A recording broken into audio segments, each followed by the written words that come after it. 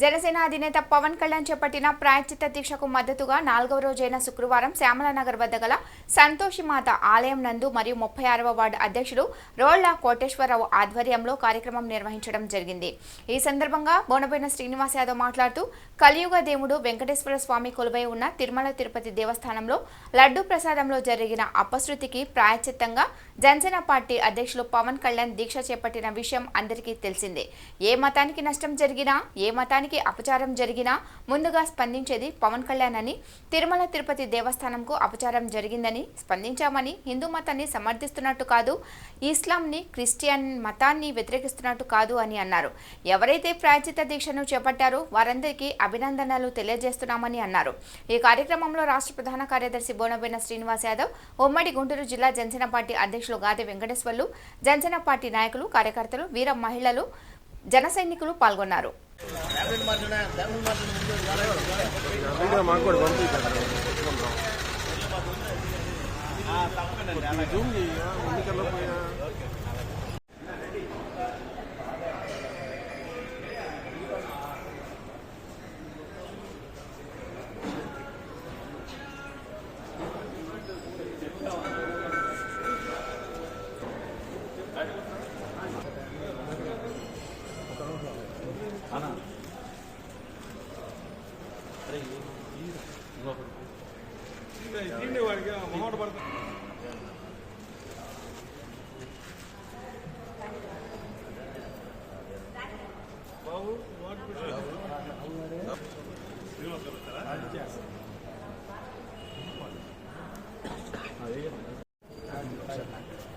सुचित्प्रयतो भूत्वा जुर्यादाचमन्महं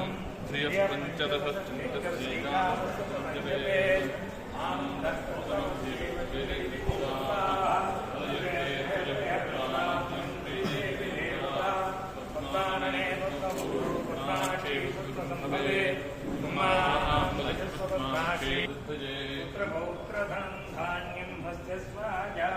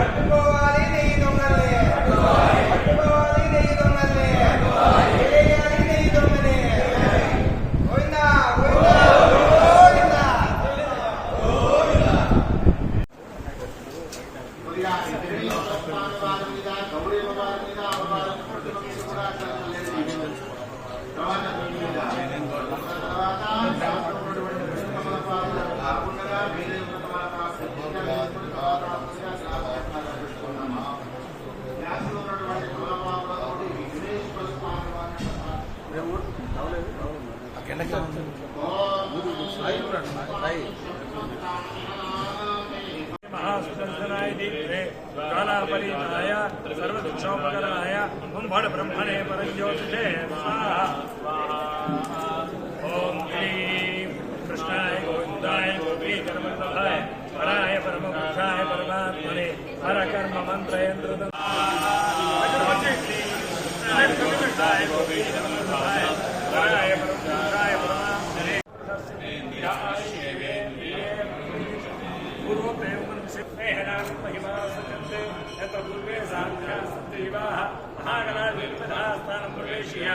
वक्रतुंड महाकाय सूर्य समुद्रभा निर्विघ्नं कुरु मे देव सर्वकार्ये सर्वदा शोभनार्थे क्षेमा गमनाय च पूर्वोक्तं विशेष परधरं विष्णुं सुशिवनं चतुर्भुजं प्रसन्नवदनं ध्यायेत् सर्वविघ्नोपशान्तये तदेव लक्ष्मं सुविदं तदेव ताराबलं चतुर्बलं तदेव विद्याबलं दैवबलं तदेव लक्ष्मीपते देव दिवं स्वरामि यत्र योगीश्वर कृष्ण यत्र बाद्धो धनुद्धरः तत्र ध्रुवाणी कल्याणभायन सत्रजायते नित्यप्रजापि शरणं हरिं सर्वदा सर्वकार्ये स्नास्तु तेषां भगवान् मङ्गलाय हरिः लाभस्तेषां तेषां पराभवः।